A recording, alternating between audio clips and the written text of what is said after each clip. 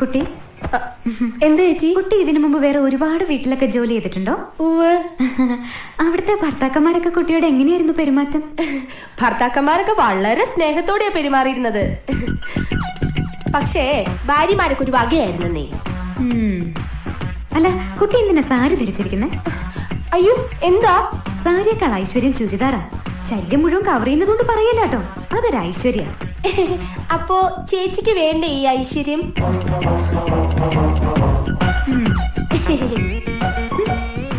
അതെ. എന്താ ചേച്ചി? കുട്ടിക്ക് അറിയോ, വടക്കേന്ത്യയിൽ ഒരു വീട്ടില് വീട്ടുകാരന്റെ അടുത്ത് അവിടുത്തെ ജോലിക്കാരി അറിയാതൊന്ന് സംസാരിച്ചു. എന്തോ വീട്ടുകാര്യം മതിയല്ലോ.